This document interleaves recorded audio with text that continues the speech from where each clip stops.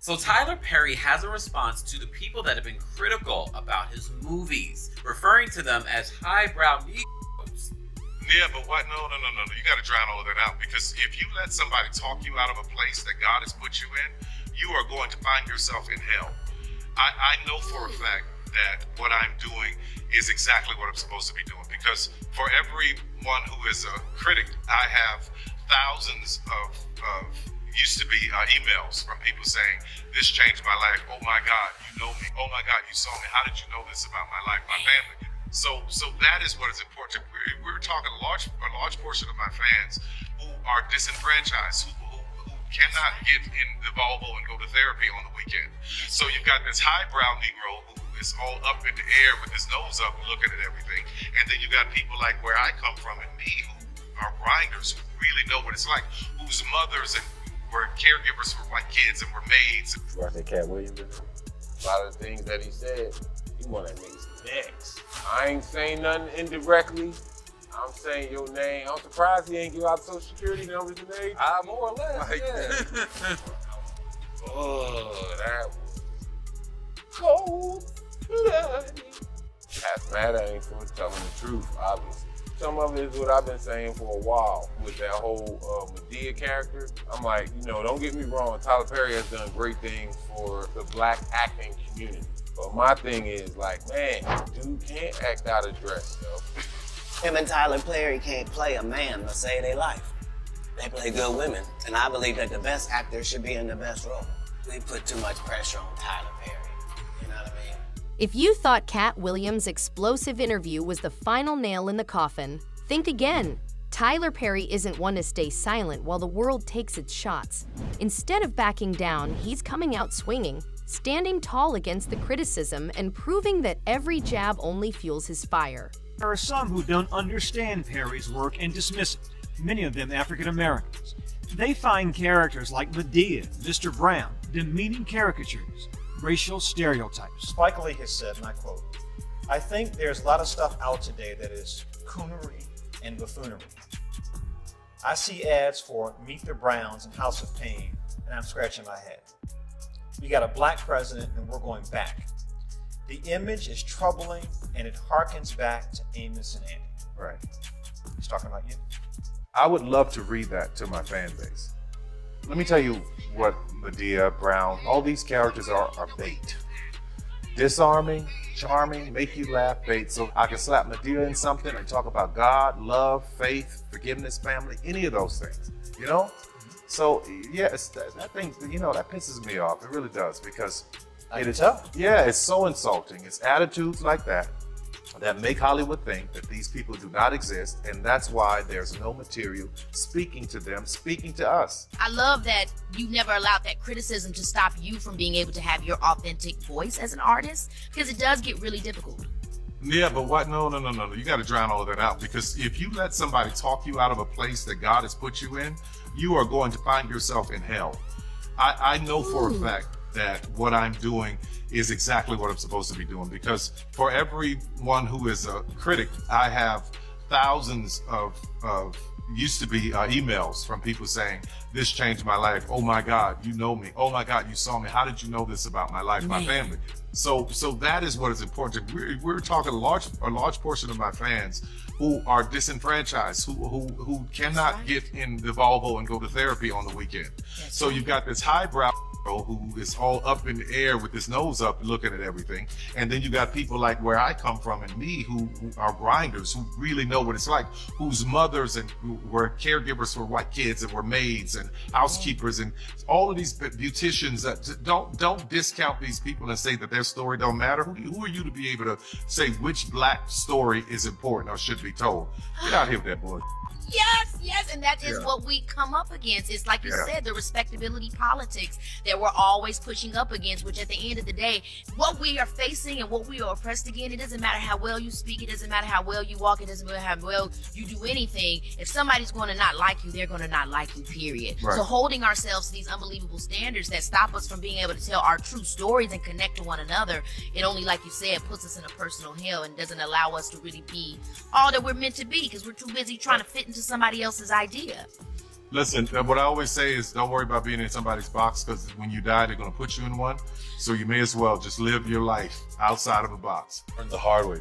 I learned the hard way. It's like driving a car and if things are going so well, it's 100 miles an hour, but you keep looking down here to see what's going on. You're going to run into something instead of getting to the destination. Because by the time you get to the destination, all of that noise, none of it matters. All those people who are talking, trying to get, it doesn't matter. Because I've seen the very same people who were my worst critics come and say, hey man, oh my God, this is amazing. Wow. It's amazing. Wow. Look what you did. How'd you do it? How'd you do it? Actually, I did it because I ignored your right? I kept moving. Wow. You know what I mean? One or two choices. I could focus on the people and the success and the people who loved it, or I could focus on the naysayers who hate it and haters who don't really give a damn anyway. They're not there to support or to champion. They're there to be what they are, haters and noisemakers, right? I had a goal, and if your eyes are up there on a goal, and when you have noise and naysayers and people, and I've had a lot, I'm sure you have too, who are telling you what you can't do, it's not going to work, or you should be better, or you should do this, or you should do that, and the goal is to get to a place where you are financially stable, where you can open a studio, where you can hire all of these people. If I had taken my eye off of that for 1 minute to stop to argue with this person, or stop to defend myself with this person, or stop, none of that was something I was willing to do. It's like driving a car at 80 miles an hour. You're looking down at your cell phone, you're gonna run into something. Keep your eye on where you're going. Let people say what they want, that's okay. You don't have to answer to everything. And let me tell you something, the hardest thing to do is to keep your mouth shut when people are saying all kinds of BS about it. But let's take a step back. Why does Tyler Perry face so much backlash? This is a man who built an empire from the ground up, became a billionaire mogul, and made history as the first black man to own an independent film studio. That's no small feat. So why do people still take issue with him? A lot of the criticism stems from his most famous creation, Madea. While fans adore her as a hilarious, no-nonsense grandma who dishes out tough love, others argue that Perry leans too heavily on outdated stereotypes about black women. Some critics believe his portrayal is harmful, reinforcing Hollywood's long-standing obsession with the sassy black woman trope.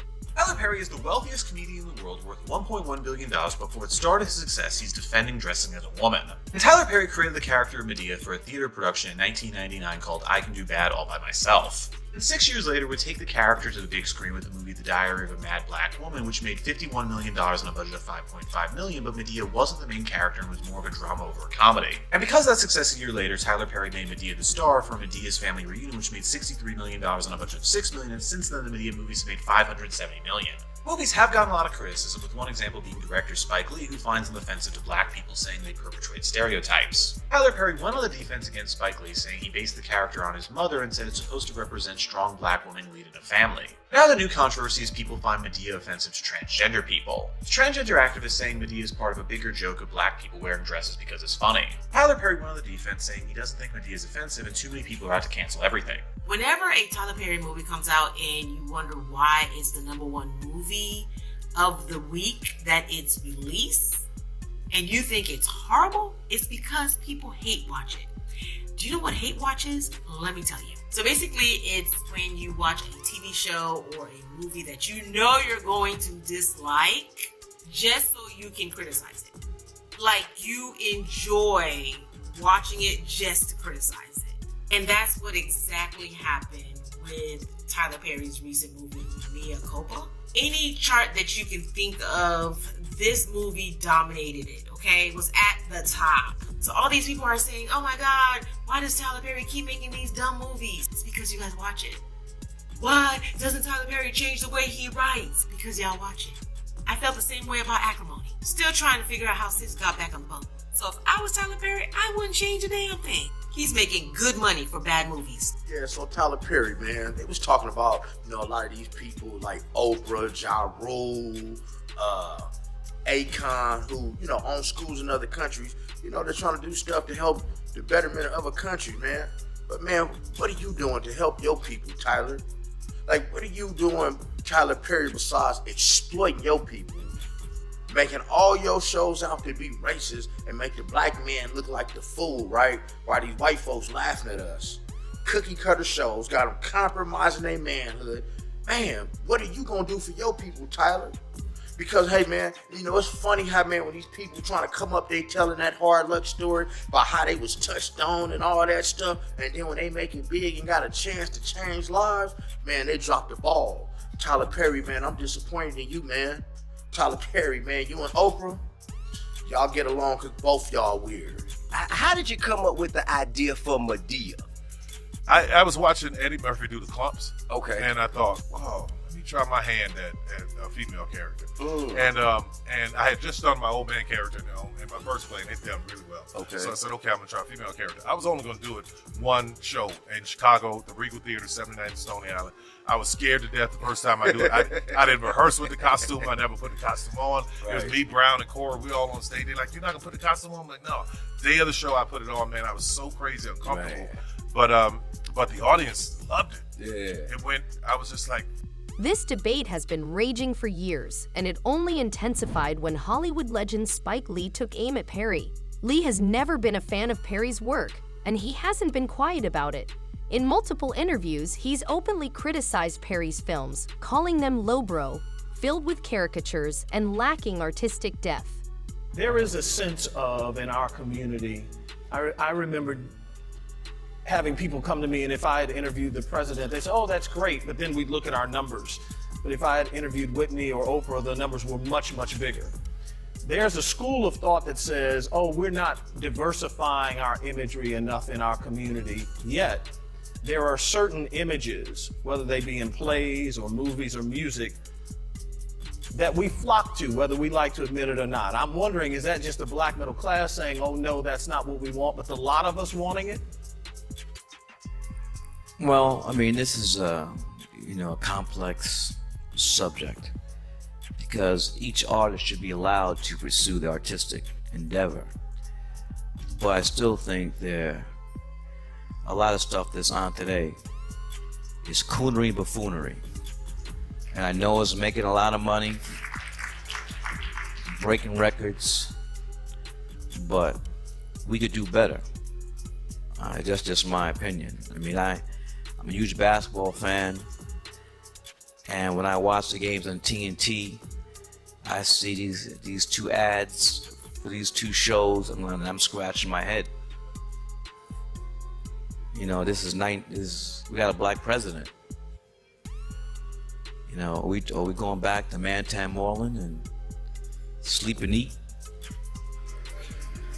Yet, if those films, I mean, we're talking about Tyler Perry at this point.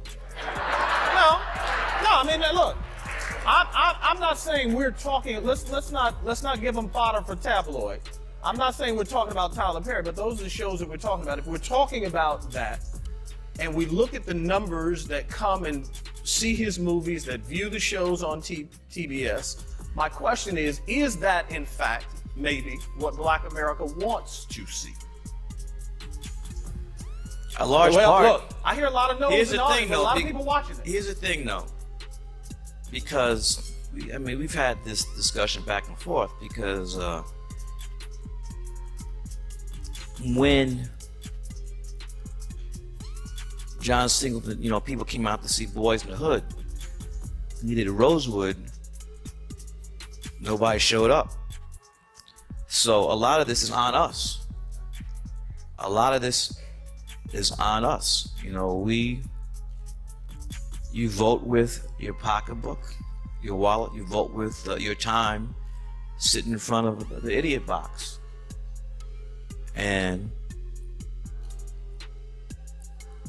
the man has a huge audience, and Tyler's very smart. You know what he's done. He started out, with these plays, and church buses would pull up, packed, and he's parlayed it into bought his own jet. You can buy a jet, you got money. But at the same time, for me, just imagery is troubling. Is there a disappointment from you as a director and an African American that Miracle at St. Anna won't get the same audience as some of the other movies that you make? And therefore the idea of what we support? Well, here's the thing. I mean, DVD is a director's best friend. So a lot of people have come up to me and said they liked the film a lot, but for whatever reason, they didn't get to see it in the theater, but they definitely got the bootleg or watched on television pay-per-view. And even if nobody showed up, I wanted to make that film because Hollywood historically has omitted the contribution of 1.1 African American men and women who fought and died for this country in World War II. And I just got tired of seeing these films again and again and again, which does not give any love to us. The first person to die for this country was a black man, Crispus Attucks. We're not talking, I mean, we're more patriotic than anybody. But Tyler Perry didn't just sit back and take the criticism. He fired back with full force. Defending his creative choices, he emphasized that his work resonates with millions, particularly within the black community. Perry also called out Spike Lee for what he saw as an elitist, gatekeeping attitude toward black storytelling, accusing him of looking down on films that connect with everyday people. I'm gonna punch the hell out of you. Say something else. That is my answer to Spike Lee. Go to hell. Go. I'm gonna punch the hell out of you. Say something else. Let me just say this about Spike, anybody else, all the critics, anybody else. You know, it's only black people that do this to each other. I've never seen Jewish people complaining about Seinfeld. I've never seen Italian people complaining about The Sopranos. It's only us as that do this to each other. And I can't fix it. Booker T. Washington and W.E.B. Du Bois did it. You know, Langston Hughes said that Zora Neale Hurston was a new version of the darker. This woman wrote Their Eyes Are Watching God. She spoke from a Southern point of view. Here Langston is in New York with his Harlem slickness, and he couldn't understand it. You know what I'm saying? It's kind of the same thing. I speak from the South. People love it. Why in the hell would I say they're worried about Spike Lee? What's up, y'all? Just got through watching the 60 Minutes interview with Tyler Perry. Yeah, and it seemed like a lot of stars, man, are kind of like this, man. They've been through a whole lot of pain in their life, man. What you think about that, man? Man, the good thing about it is he used that pain to motivate him to get busy and to go to work, man. All those positive moves he's been making, man. So, I mean, shouts out to Tyler Perry for that, man. Yeah, and like on the end of the interview, Spike Lee had put out a comment saying that characters like Medea and Mr. Brown and some of these other characters, people consider it coonery and buffoonery, man. Yeah, man, that's... Well, he kind of have a point there, man, but Tyler Perry mentioned that he used those characters as bait. And a lot of times you have to do something to get people's attention if you want to say something. Yeah, man, but like I say, truth be told, I'm not gonna wear no dress, man. I'm not. If you have to do all that to go all out, man, I just won't do it. I won't be wearing no dress. And I said a long time ago, you know, with me personally, I kind of take music serious. So I just decided, you know, I won't really do no spoofs, man. You know, I might do like some remixes or something like that, but you're not really gonna find me doing no spoof because I consider the music what I do. That's what I love, and I wanna keep the music pure, man. Yeah. But as far as Tyler Perry, man, I don't think what Spike Lee said was he's an image for like the whole black race. I don't believe that. Yeah. I believe that, you know, it's Tyler Perry. Like when he go on to have other successes and have billion-dollar empires and win Oscars and all that stuff, Tyler Perry is gonna be synonymous with Medea.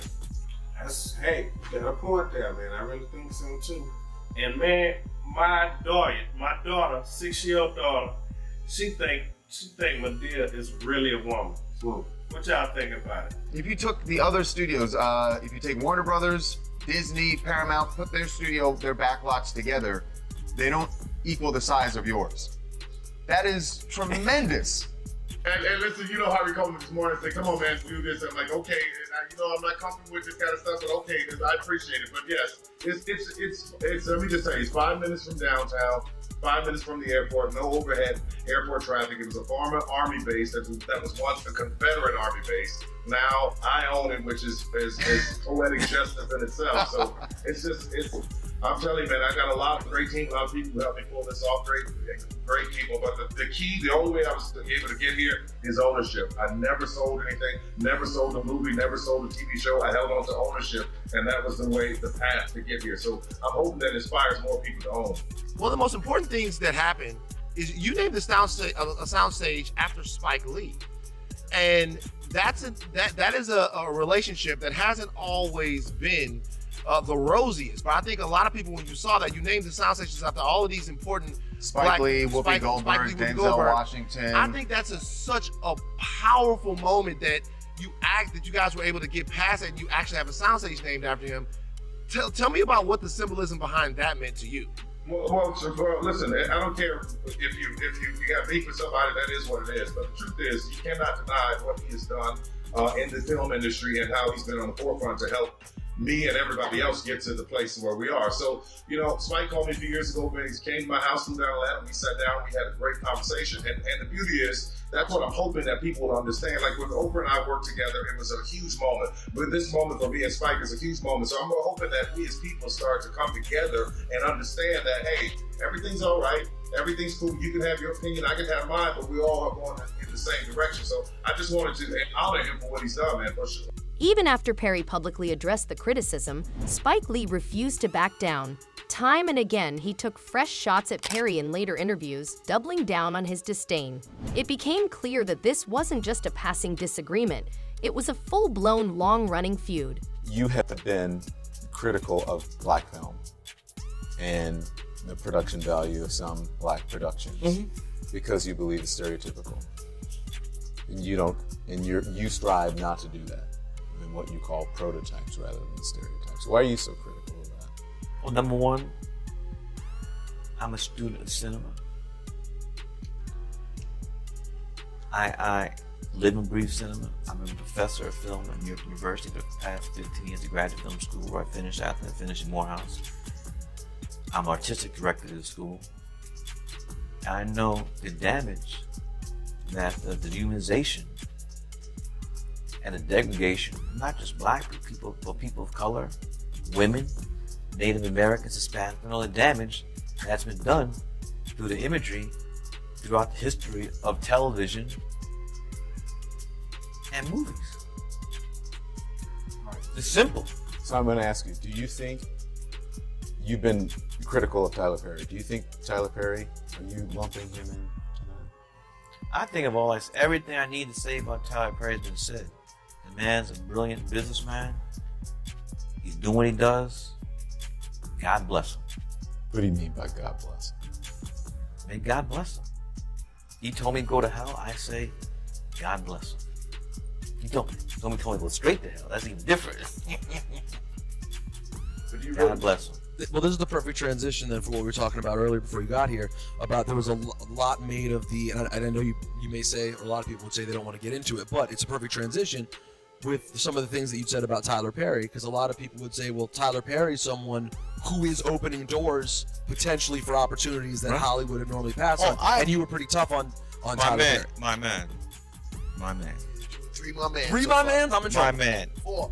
I never ever said that Tyler Perry was not a great businessman. I never ever said that Tyler Perry did not provide many jobs for people of color. And in fact, me and Tyler Perry are cool. So there's no beef between us. It's, supposed beef between us. Him and I were together. There's no absolutely static or ill feelings between me and Tyler Perry. You just took exception. I think the quote was, you took exception with the content of some of his films. Yes, but I made that statement like almost 5 years ago. But here's the thing, Spike, and I take exception with his show that he does on the radio. And we might get on the radio and talk about it. We might get on the radio and talk about Cypher, but we're all cool, and there's a mutual respect. I think because you're Spike Lee, and because your brand, the Spike Lee brand, the 40 Acres and a Mule brand, has been synonymous with social commentary through film, right? Or taking issue with someone who's doing buffoonery and coonery. I think that when you come out and speak, it's automatically assumed that you're taking exception to someone when you're really just providing your opinion. Well, when I do say stuff like that, I always say I'm not speaking on behalf of anybody but myself. I've never, ever, ever said I'm speaking on behalf of 45 million African Americans. I say this is my opinion, and my opinion. As if the ongoing feud wasn't enough, Perry recently found himself entangled in another controversy, this time involving Diddy's infamous Hollywood parties. Ever since Diddy's legal troubles spiraled into a full-blown scandal, the internet has been scrutinizing past attendees, and Perry's name was suddenly thrown into the mix. Some speculated that he was a frequent guest at Diddy's secretive late-night gatherings, but Perry wasted no time shutting down the rumors. He made it clear that he had nothing to do with that lifestyle and wasn't about to let his name get dragged into the chaos. Rumor that have been going on about my relationship status, let me make it clear to you all. I'm not gay. For those of you spreading rumor Jala Kelly because you find out I'm gay, that's a big lie. Because I saw you at a Diddy party, Tyler. And you were having a glorious time.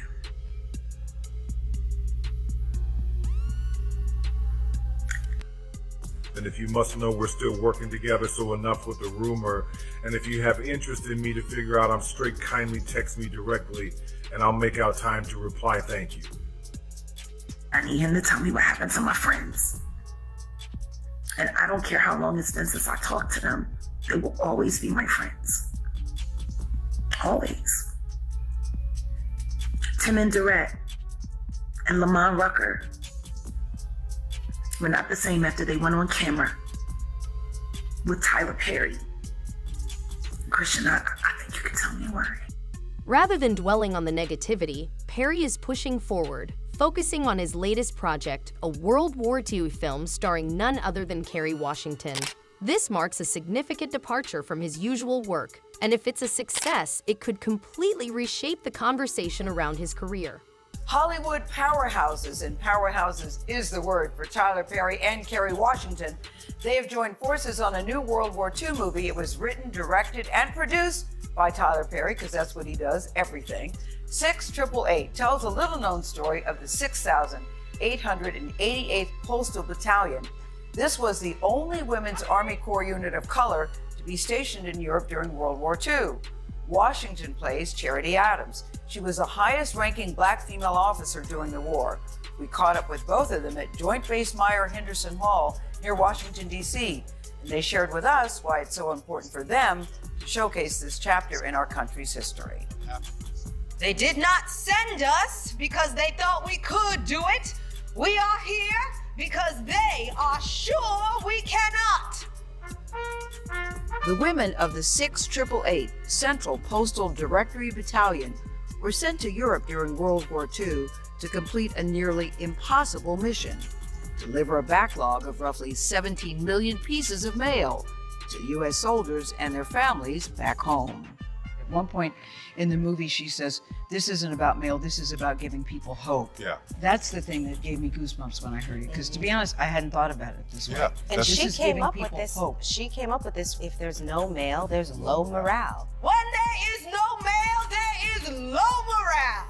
Low morale. That was her. The her actor Kerry Washington is talking about is Major Charity Adams, the real-life commanding officer of the 6888.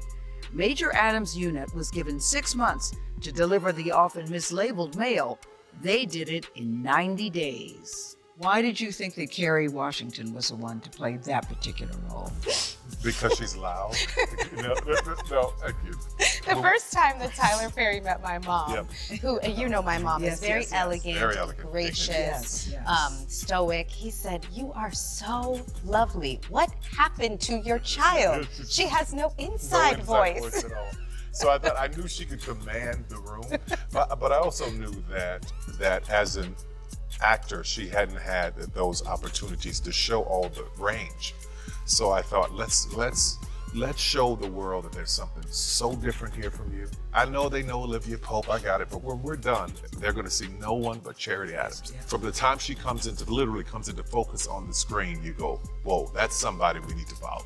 You have to stand up straight. Posture is important.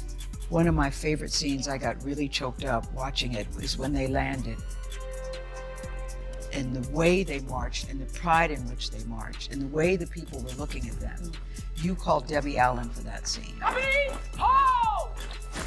I did, because when I saw the historic footage. This really happened, yes. Yeah, when I saw the historic footage, I was blown away that every arm swing, every shoe, from heel to toe was perfect. And I'm like, Tyler, you need a choreographer. You need a dancer who understands 1, 2, 3, 1, 2, 3. Did you say that to yourself, Tyler? I did. I talked to, no, I said something else. Did you but talk to Tyler Perry?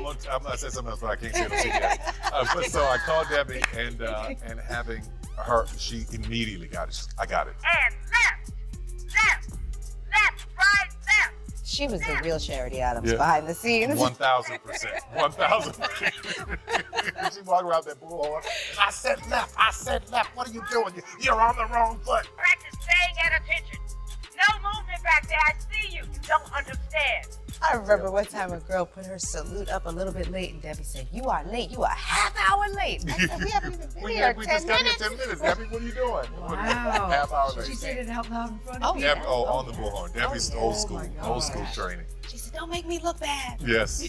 So I would get behind her and say, "You want pain?" That's right. What pain costs. Right here's where you start paying. But here's the million-dollar question. Will this project finally earn Tyler Perry the respect he deserves? Or will critics just find something new to tear apart?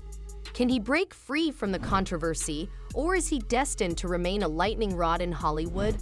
Let us know your thoughts in the comments, and if you enjoyed this video, don't forget to hit that subscribe button so you never miss an update. Until next time, fam, keep it real.